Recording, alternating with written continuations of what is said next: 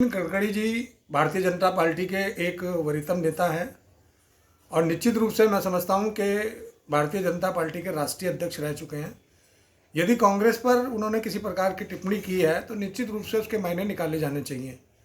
आने वाला समय फिर कांग्रेस का होगा कि जिस प्रकार से आप देखेंगे देश में भ्रष्टाचार अपनी जगह है, भ्रष्टाचार आसमान छू रहा है, महंगाई पे नियंत्रण नहीं है और जो भारतीय जनता पार्टी की केंद्र में सरकारें हैं या राज्यों में सरकारें हैं वो जनता का जो फोकस है, जनता को जो मूलभूत सुविधा चाहिए उन पर उनका कहीं भी किसी प्रकार का फोकस नहीं है, सिवाय भगवाकरण करने का। इसके अलावा कोई मुद्दा नहीं है।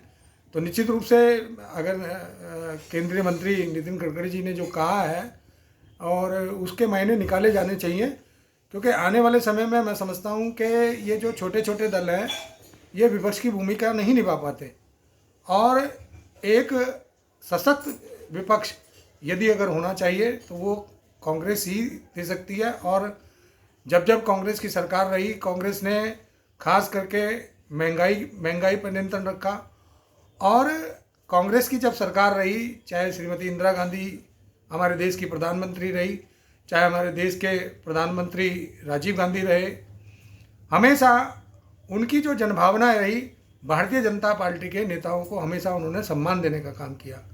आप देखेंगे कि जब प्रथम रूप से कांग्रेस की सरकार देश में स्थापित हुई थी तो उस दौरान अटल बिहारी वाजपेयी जी को मंत्री पद से सुशोभित किया गया।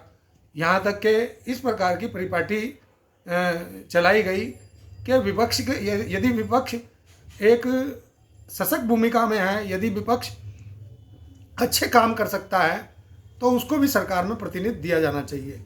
जहाँ तक कि विचारधाराओं की बात है, विचारधारा अपनी अपनी अलग अलग होती है, लेकिन कांग्रेस एक विचारधारा नहीं है, कांग्रेस एक सेवा भाव से है। कांग्रेस ने सेवा की है और आने वाले दिनों में भी, आने वाले समय में भी मैं समझता हूँ 2024 का जब चुनाव होगा कांग्रेस का पता लहराएगा। कांग्रेस के जो कार्यकर्ता जो आज की तारीख में निराश हैं, थोड़े निराश जरूर हैं लेकिन हताश नहीं हैं।